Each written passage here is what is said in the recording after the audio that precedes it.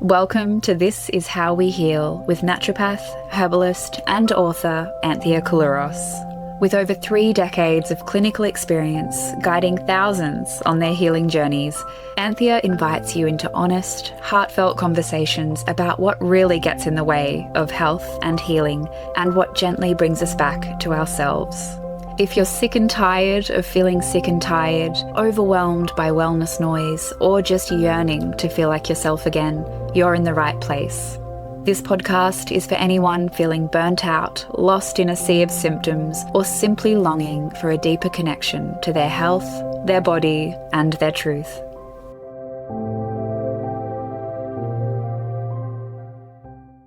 Hello and welcome to This Is How We Heal. I'm Anthea Kalouros, and today I want to talk about something many of us experience without even realizing it. Eating the same healthy thing every day: smoothie, chicken, broccoli, repeat. I know it sounds harmless and maybe even admirable, predictable, controlled, and healthy in inverted commas.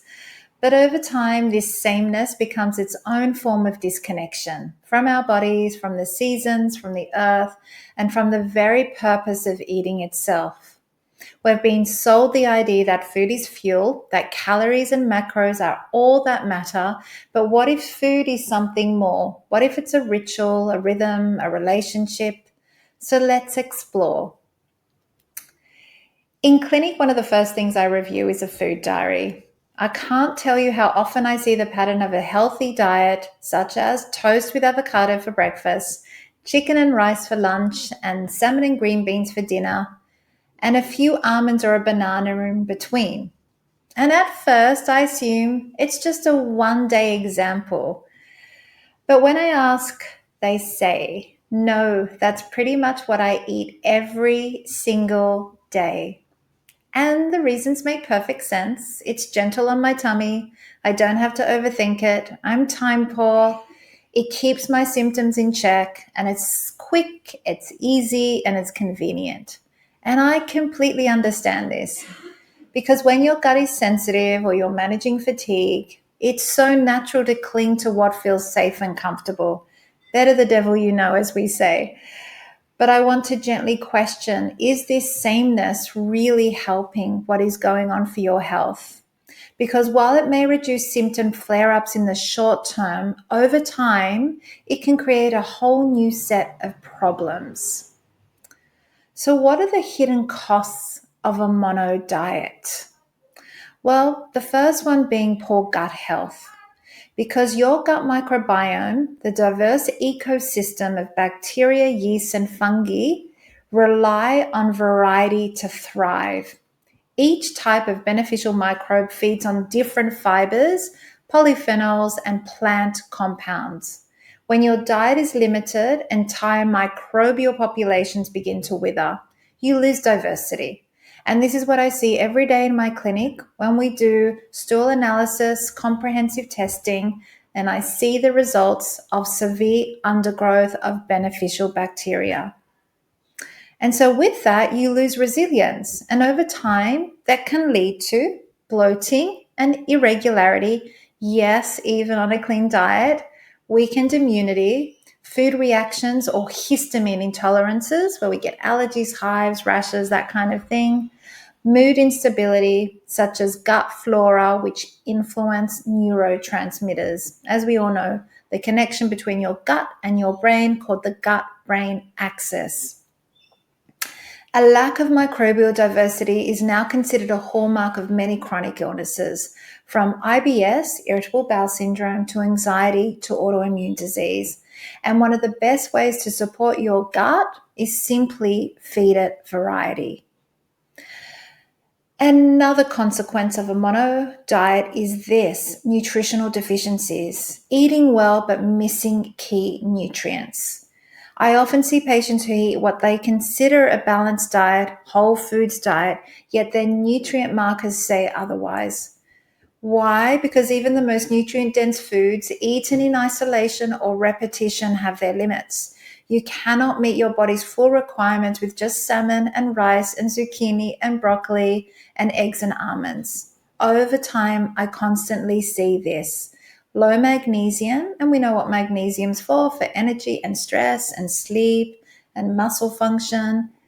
And I also see low zinc, which is important for immunity and skin health and hormones and anxiety.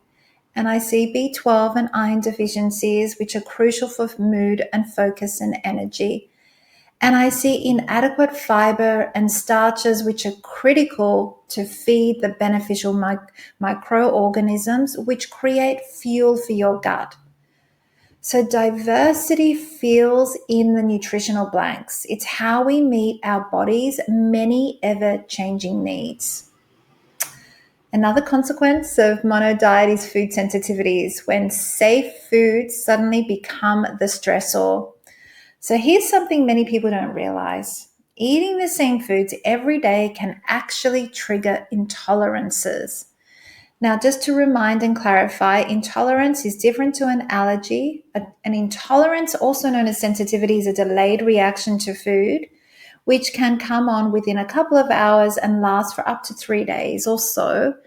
An allergy is acute, rash, hives, itchiness, swelling, can become anaphylactic. So I'm talking about food sensitivities and intolerances here that come about when we're eating the same food. When the immune system is repeatedly exposed to the same proteins in food without variation, it can start to misidentify them as threats. The body in its vigilance becomes reactive. You may suddenly feel worse after your safe breakfast or develop bloating after your go-to lunch. It's not always the food itself. It's the overuse, the lack of rotation, and the underlying inflammation that tips the balance. Another consequence is low energy and low mood. It feels like the mind and body simply becomes bored. So food is information, and when the body receives the same message every day, it can begin to tune out.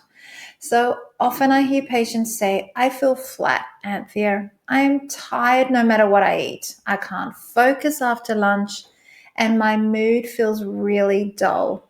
This isn't just emotional, it's biochemical. Monotonous diets affect blood sugar stability, neurotransmitter productions, the things that make us feel good, create happiness and joy, thyroid function, which affects metabolism, and even circadian rhythm cues, circadian rhythm being your sleep-wake cycle. So without the vibrant array of flavors and textures and compounds that real variety offers, the body and mind eventually just become sluggish. Another reason or another consequence of mono diets and why we should aim for diversity is metabolic stagnation, is when your system stops responding to things that you used to do but no longer can do. And often I hear that about weight loss. I used to lose weight so easily, Anthea, but not anymore. So your metabolism loves novelty. It builds to adapt, to respond, to stay flexible. But repetitive eating dulls those signals. Appetite regulation, hormone rhythms, even thermogenesis, which is your body's heat and energy production, all slow down. Repetition can lead to plateaus in weight loss or gain. Poor satiety, which just basically means you eat but never feel satisfied. Slower thyroid response, and reduced muscle repair and recovery, which means you feel achy every time you go to the gym. When your body receives the same inputs, it becomes less responsive over time. It's like hearing the same song on loop. It just stops moving you. So let's take a pause here and come back to one of the things that we started off with. Let's loop back to how we started when we were sold the idea that food is fuel, that calories and macros are all that matter. Because yes, of course, macros matter. And macros, I mean macronutrients, protein, fats, and carbohydrates. Of course, they're foundational. But what matters most is not just more of the same, it's the quality of macros. Because not all protein, carbs, and fats are the same. It's the balance of them and how your unique body responds to them. So just I want to repeat that it's the quality of your macronutrients, protein, carbs, and fats, because they're not all the same. It's the balance of them and how your unique body responds to them. Because too often people are eating within their macros, but still feeling exhausted, bloated, inflamed, or even ravenous. And the big question is why? Because macros are made up of industrialized, denatured, or incomplete foods. And that's why we say not all macros are the same, because they can be highly processed. Because eating the same macros every day doesn't give you that diversity. So protein shouldn't just come from eggs or chicken breast. And carbs shouldn't just come from vegetables. They could come from fruit or grains. And also because the palate is mostly designed to love carbohydrates. So I often see my patients and clients loading up on lean protein, skimping on fat, and carbing up on pasta and breads or sugars and cakes and pastries and things like that. Or they might be loading up on lots of fats, whether it's deep fried fats or sauteed fats, whatever the fats might be, peanut butter and so on, but not enough protein and not enough fresh fruit and vegetables. So let's go a little bit deeper with this. When we're not having enough healthy fats, and I mean high quality healthy fats, which are things like cold pressed extra virgin olive oil, it could be avocado, it could be eggs, egg yolks are particularly high in good quality fats, but only if they're pastured, free range, out on pasture where chickens get lots of vitamin D from sun and they're eating grubs and bugs and little grass shoots. That's where we get really rich omega-3 fat-soluble vitamin A and D egg. And fatty wild fish, again, because of those lovely fat-soluble vitamins, but also plenty of omega-3 that we know is anti-inflammatory. So that's what I mean by high-quality fats. When we don't eat enough of these, we end up feeling hungry or constantly grazing. We tend with blood sugar crashes. We end up with poor hormonal balance, anxiety or poor sleep, and probably the most obvious one, which is dry skin, brittle nails, broken hair or brittle hair, and poor absorption of those lovely fat-soluble vitamins, which also lead to poor bone density. Fat is not the enemy. It's essential. It helps us feel calm and balm and nourished. But again, it's the quality and how much are we eating. And when I see too many refined carbs or starch-heavy carbs, we end up with a plate dominated by carbs that feel like comfort food, sure. But again, we're not seeing that diversity from the different types of carbs. And what are carbs? Fruits and vegetables, grains or beans. Alcohol and sugar are also carbohydrates. So when we're eating too many carbohydrates, we end up on a blood sugar roller coaster. We crash mid-afternoon or mid-morning. We end up with brain fog. We're in this perpetual state of craving sugars. We become irritable and we tend to start putting on weight in the middle. So when we're not burning off those excess carbs, we just eventually store them in the cupboard, which is body fat. So carbs are not bad, because there is this myth and story that carbs are all bad for us. We just need to eat the right ones in the right proportions, paired with fat, paired with fiber, to balance our glucose levels and our mood. And there is such a thing as eating too much protein, but particularly lean protein. So some people go really heavy on protein. Chicken breast, protein powders, steak, protein bars. But we forget that protein requires really, really strong digestion. And if we're eating on the fly and we're not chewing food until it becomes liquid and easily digestible, we're not switching on those digestive juices in our stomach to break down the protein so it doesn't feel so heavy. And when it's paired with fat, so it's whole food, it feels much more satisfying. And Too much protein without fiber or vegetables can create that heaviness and stagnation and even stress the kidneys or liver in some people. So it's not just how many grams of protein you're eating, it's the kind, how it's prepared, and what it's surrounded by on the plate. So when it comes to pastured, grass-fed meat, that's what I would call the ultimate type of protein. When we're looking at eggs, we want pastured, free-range eggs. We can get plant proteins as well, and that brings in that diversity. So a combination of both plant and animal proteins. So while mono diets or monotonous diets may feel safe and controlled and symptom managing, they often mask that deeper imbalance. A gut that's underfed, a mind that is uninspired, and a metabolism that feels really dull, and a body that's lost its instinctive rhythm of eating whole foods rather than macro protein, carbs, and fats. But the good news, it's not a hard one to shift and slowly and safely get back into that rhythm again.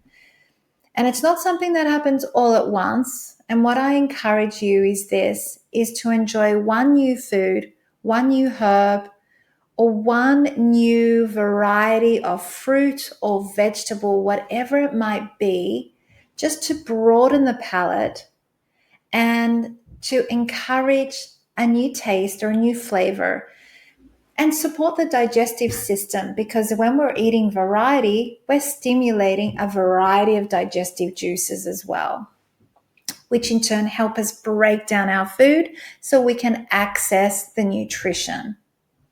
So let's go a little bit deeper, reclaiming that variety, that diversity, and of course, seasonality, and of course, eating with what is made naturally available to us, which is an omnivore diet, eating both plants and animals. If sameness has become our default, then variety is the way back to vitality. We were never meant to eat the same thing every day. Traditional cultures didn't have strawberries all year round or shelf-stable granola. They ate with the seasons. It's what was ripe, what was caught, what was preserved, or what was foraged. To eat in this way, which is eating seasonally, means we're remembering who we are. Rotation isn't just novelty, and it's not just for function. We've got to remember that eating in rotation means we're eating aligned to the natural rhythms of humans and of the seasons and of what's available to us in flora and fauna. When we have different foods, we're activating different digestive secretions, which challenge the gut in the most healthiest of ways. So in spring, I encourage you to eat bitter greens and cleansing herbs. Spring is often the season where we talk about detoxification, and this is what is encouraged in this season. And so when I talk about bitter greens, it could be dandelion leaves, endive, rocket, radicchio, some of the most common ones, and some of the lesser common ones that maybe you would like to try. And as well as different herbs. So herbs, the fresh green herbs, things like oregano and basil and parsley and coriander and thyme and sage. They are incredible for flavoring our food naturally, but they add in that variety, that diversity, not just in flavor, but in therapeutic action. And particularly in spring, they could be quite cleansing and detoxifying. They're rich in chlorophyll. Bitters stimulate digestive juices, which in turn stimulate good, healthy liver function. And in summer, what is called for? Cooling fruits, tropical fruits, things that provide energy because we're out and about. And of course, hydrating vegetables. So things like cucumbers, which are very cooling, and cooling lettuces. The offering in summer is different to the offering in spring or autumn in winter. So it is much more energizing food. And then when we think of autumn I often find the vegetables that are most grounding because they're the root vegetables. They're the ones that have built up over the periods of spring and summer. They've grown quite, rich in starches and carbohydrates that supply fuel in the quieter seasons. And when we're using those kind of foods, we think of slow cooked stews or long cooked casseroles that take time, and they're warming and not so cooling. So you can start to see now that, of course, we're not going to have a smoothie every day for breakfast, which is cold and cooling, that our breakfast perhaps in autumn will change to something warming, something more savory, like a porridge, or it could be eggs, scrambled eggs, any which way that encourages warmth for the cooler seasons and the offering made available to us. And of course, in winter, we think of soups and broths, and we think of slow cooked meats and things that are very deeply, deeply nourishing. And there's so many other reasons for eating seasonally and locally. It's to reduce the toxic burden of cold storage, long distant freights, chemical preservatives. When we eat locally and seasonally, we're not eating imported food. We're eating locally what is grown in that season. And where possible, obviously, we're supporting our local growers. We visit markets, we're asking questions, and we can actually get up close and personal to the foods that are being grown. And let's not forget a really good reminder for the use of herbs and spices. So we've talked about herbs in their fresh form, but what about dried spices? So things like turmeric and cumin and fennel and cinnamon. The spices that, again, like herbs, add flavor to our foods, but add that variety and diversity.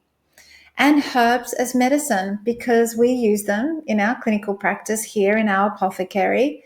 Herbs in the form of teas, herbs in the form of tinctures or supplements, but what about herbs in everyday cooking?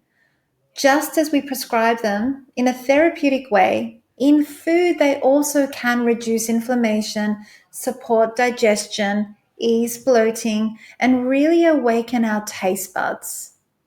Herbs and spices, because of their rich diversity in flavor, whether they're summer sweet like cinnamon or savory like sage, or they could be salty like celery seed, they exercise the palate. So we're not just always eating savory, salt, and sweet. We also want to enjoy tart, sour, and bitter.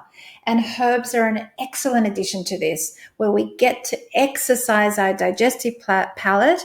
Again, that diversity, that variety that stimulates those digestive juices that help us break down our food. So something else that I think of when I think of sour and tart is lemon zest and lemon juice, or any of the citruses. And even something like sumac, when, the lemons are no longer growing and they're out of season, I've got dried sumac, which naturally tastes citrusy and tart. And let's not forget, when we're talking about whole food eating and diversity, nose to tail eating.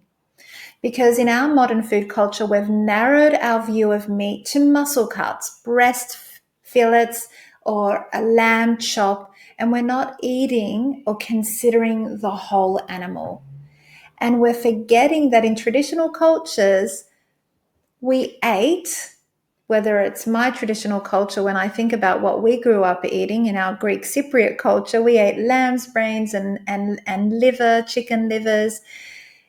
We forget that these organs are really quite nutrient-dense powerhouses of iron and B12 and vitamin A and coenzyme Q10, the things that we need for energy and focus, the things that we need for collagen and minerals.